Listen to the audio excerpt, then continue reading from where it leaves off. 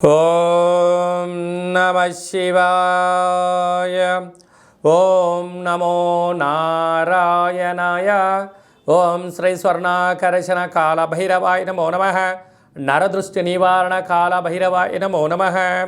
ఓం సూర్య అరిష్టేతు సంప్రాప్తే సూర్య పూజాంచకారయేత్ సూర్యధ్యానం ప్రవక్ష్యామి ఆత్మదోషపీడోప ఉపశాంతయే. హరి ఓం.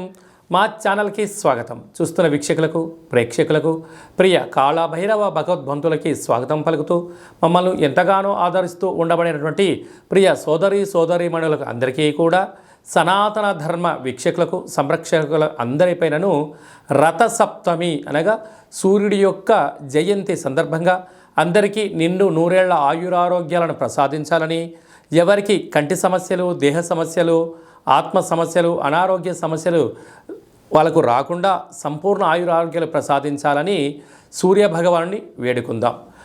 ద్వాదశ రాశుల్లో గ్రహ గమనాన్ని ఒకసారి వీక్షింపచేద్దాం.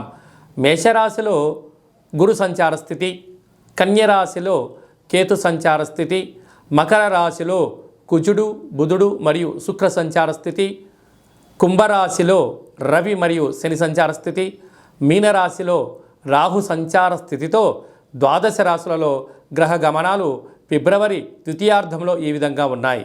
అలాగనే 21వ తారీఖున బుధుడు కుంభరాశిలోకి సంచారం చేయడం వల్ల అక్కడే ఉండబడినటువంటి రవి భగవానుడితో బుధుడు కలిసి ఉండడం వల్ల బుధాదిత్య రాజయోగము అంటారు.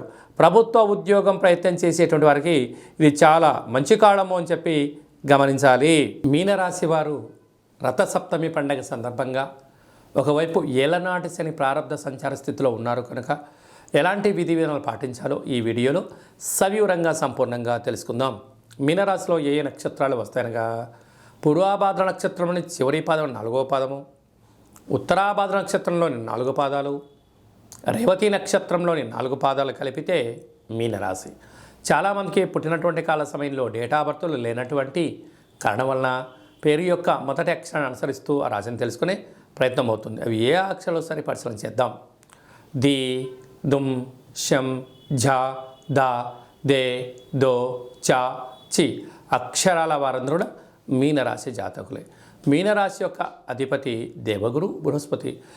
ఏడాది తర్వాత శని భగవాను చేత రవి భగవానుడు సంచారం చేయడము, రథసప్తమి పండగ రావడం వలన ఒకవైపు ఏలనాటి శని సంచార స్థితి, మరోవైపు వ్యయంలో రవి శనుల సంచార స్థితి ఉన్నప్పుడు వీరు ఎలాంటి పరిస్థితుల్లోనైనా తొందరపాటు నిర్ణయాలకు ఇది సరైన సమయం కాదు.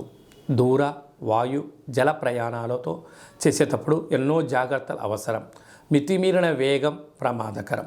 అది ఏ కాకుండా ఈ రథసప్తమి పండగ సందర్భంగా ఈరోజు నుంచి మీరు క్రమం తప్పకుండా ప్రతిరోజు సూర్యోదయం మునుపురమే నిద్రలేవడం, మంగళ స్నానం ఆచరింపచేయడము, సూర్యభగవానికి అర్ఘ్యం వదిలిపెట్టడము, 12 ఆసనాలు వేయడము, ముద్రలు నేర్చుకోవడము, క్రమం తప్పకుండా నడక వ్యాయామం వలన దీర్ఘకాలిక వ్యాధులు మీకు దరి చేరవు.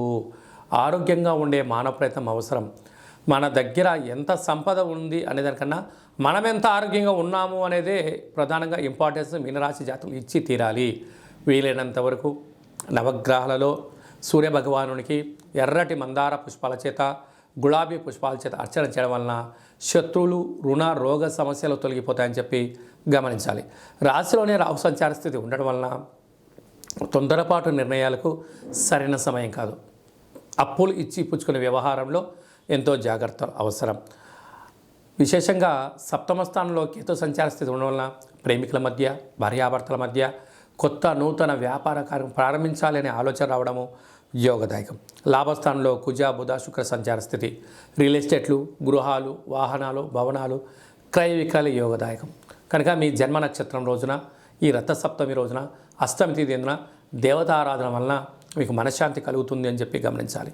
నీటి వ్యాపారాలు, హోటల్ వ్యాపారాలు, స్వయం వృత్తులు, వ్యవసాయ సోదరీమణులు, గృహ భవన నిర్మాణ కార్యక్రమం చేసేవారు, హాస్య నటులు, జర్నలిస్టులు, యూట్యూబ్, వాట్సాప్, ఫేస్బుక్ నడిపే వారందరికీ కూడా ఏకాగ్రత అవసరమని చెప్పి గమనించాలి.